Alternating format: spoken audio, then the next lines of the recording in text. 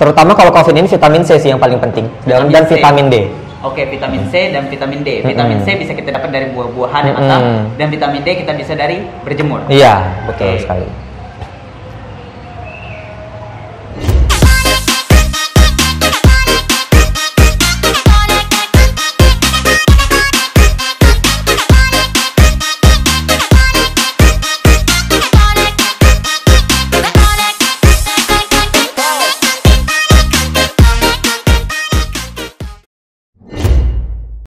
Halo guys, bertemu lagi dengan aku Artupeda di channel Artupeda. Di kesempatan kali ini kita akan membahas sebuah tema tentang kesehatan.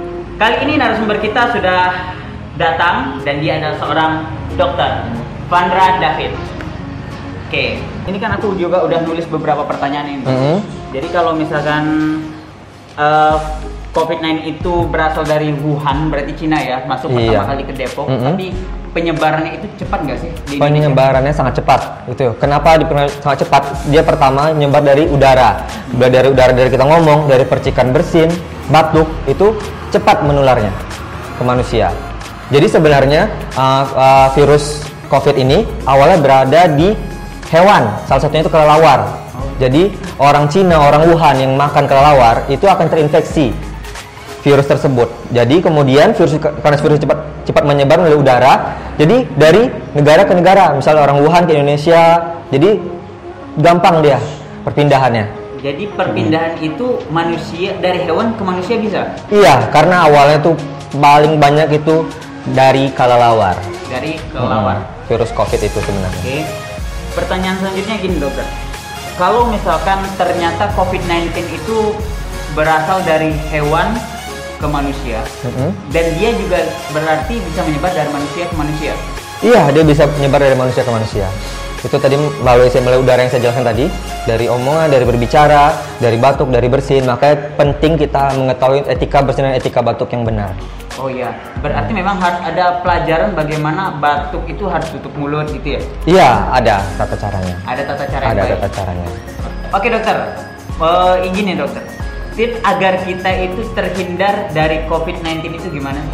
Ya, pertama, kalau kita berada di luar, kita harus memakai masker. Maskernya harus 3 lapis, karena itu memproteksi lebih tinggi daripada masker-masker yang biasa. Itu yang kedua, kita harus sering mencuci tangan. Mencuci tangan di sini tidak sembarang mencuci tangan, karena itu ada langkah-langkah, ada 6 langkah, dan harus menggunakan sabun. Ya. Terus yang ketiga itu, kalau kita berada di luar, nggak ada air, kita pakai hand sanitizer, tapi lebih diutamakan mencuci tangan. Terus physical distancing, habis itu hindari kerumunan, itu yang paling utama juga, karena kan dia penyebaran sangat cepat. Ya. 6 tips yang katanya tadi mencuci tangan itu 6 tipsnya apa sih? Cara mencuci tangan ya? Ya. Pertama, gini. Oke, enggak apa. Ya. Pertama, cara mencuci tangannya begini kan? Oke. Terus di sela-sela jari. Ya. Sela-sela jari kiri. Gini. Lalu begini, lalu begini, lalu begini, dan terakhir begini, kukunya ya. Oke, udah bersih. Oh, jadi kuku pun harus benar-benar dibersihkan? Iya, benar. Berarti pemakaian sabun itu pertama kali atau di akhir? Pertama kali, karena virus COVID ini gampang mati pada keadaan basah atau keadaan yang sabun kan bersifat basah. Jadi dengan kita menggunakan sabun, virus itu cepat mati. Oh, jadi sebenarnya COVID-19 ini gampang mati ya? Iya, gitu. Tapi kenapa kok penyebarannya bisa cepat? Iya, karena penyebaran itu dari udara tadi saya bilang. Jadi ketika virus dari udara, dari batuk, dari bersin atau dari bicara keluar, masuk ke pernapasan kita, kan nggak sempat kita proteksi diri kita kan? Nah, makanya itu pentingnya pakai masker. Oke, ini juga ada pertanyaan dokter. Kalau misalkan seseorang itu dianggap dia terkena COVID-19, kemudian dia harus mengisolasi dirinya selama 14 hari. Kenapa harus 14 hari? Karena masa inkubasi dari COVID-19 itu 14 hari. Makanya dianjurkan kepada masyarakat untuk senantiasa di rumah. Ya, kita mengevaluasi terus bagaimana penyebaran virus tersebut. Kalau misalnya selama 14 hari nggak ada keluhan, nggak ada gejala, berarti pasien tersebut bebas dari penyakit COVID. Bebas dari penyakit COVID setelah 14 hari tanpa gejala. Tanpa gejala.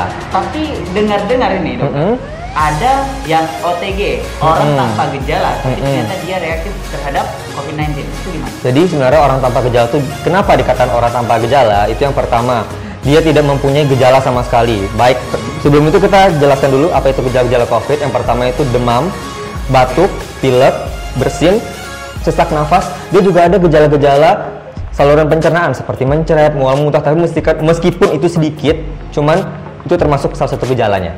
Oke. Tapi lebih umum itu berarti sekedar demam, batuk, pilek. Iya, batuk pilek. Jadi untuk sekarang tuh kita nggak bisa menyepelekan penyakit batuk pilek itu. Gitu. Apakah itu gejala ringan, gejala sedang, atau gejala berat? Itu gejala ringan. Jadi kalau orang dengan misalnya dengan gejala ringan itu perlu di rumah aja. Kecuali dia nanti ada gejala-gejala tambahan kayak sesak nafas atau sulit bernafas, sampai dia nggak sadarkan diri gitu. Itu baru kita evaluasi di rumah sakit. Gitu. Sebenarnya bukan berarti dengan gejala ringan itu orang tuh pasti COVID, karena pemeriksaan COVID ini ada namanya rapid test, atau lagi ada namanya swab atau PCR. Nah, tapi untuk sensitivitas itu yang paling besar itu adalah swab tenggorokan. Gitu. Karena kalau rapid test itu dapat menyebabkan positif palsu. Oh gitu. Iya. Jadi kalau misalkan rapid test ini mengukur suhu ya? Bukan, dia darah yang diambil. Oh darah. Kalau swab? Tenggorokan, lendir dari tenggorokan. Lendir dari tenggorokan. Iya. Berarti kalau misalkan kita menggunakan hanya rapid test, itu masih bisa sebagai hasil yang palsu ya? Iya, masih bisa. Oke. Tapi kalau misalkan swab itu hasilnya pasti? Pasti. Jadi kita anjurkan memang selalu swab yang paling itu pilihan gold standar dari pemeriksaan COVID ini. Oke. Nah, gini dokter. Kalau misalkan dipikir-pikir tadi, setelah kita banyakkan melihat beberapa artikel, itu ternyata banyak yang meninggal itu dari kalangan lansia. Apakah COVID ini hanya menyebar kaum lansia, atau memang dari anak-anak, bayi, balita juga kena? COVID ini dia menyerang segala usia, semua kalangan usia diserangnya. Cuman kenapa kebanyakan itu lansia? Karena lansia itu ada komorbid atau penyakit penyerta. Biasanya diperberat dengan DM, hipertensi, penyakit jantung, ginjal, atau penyakit geriatri gitu. Sedangkan pada balita sama usia muda biasanya cenderung imunitasnya bagus. Tapi bukan berarti dia nggak bisa menginfeksi, bisa. Jadi maka kita perlu meningkatkan imunitas tubuh kita. Gitu yang paling utama. Jadi kita sangat perlu untuk meningkatkan imun. Iya. Nah, untuk meningkatkan imun sendiri itu gimana, dokter? Nah, jadi gimana cara kita meningkatkan imun kita? Itu yang pertama, kita konsumsi makan makanan bergizi, terutama yang mengandung banyak vitamin C. Misal dari buah-buahan seperti pepaya itu paling banyak gitu. Terus jeruk, ada kiwi, stroberi, anggur, dan lain-lain. Sayur-sayuran juga ada itu, ada kol, ada brokoli gitu. Terus yang kedua, itu dari buah-buahan ya. Habis itu kita juga bisa mengkonsumsi vitamin. Ya. Kalau vitamin C itu dikonsumsi sekali sehari. Ya. Nah, terus yang kedua, kita berolahraga ringan. Bukan berarti berolahraga itu harus di luar. Karena kan kita kan menekan penularan COVID tersebut. Jadi kita dapat melakukan olahraga di rumah. Seperti misalnya kita senam di rumah, atau misalnya kita jogging di sekitar rumah, di dekat perkarangan rumah gitu. Ya. Olahraga ringan itu sangat penting. Jadi nggak mesti kita di tempat-tempat yang banyak kerumunan kita harus olahraga. Oke, berarti gimana olahraga yang rutin itu?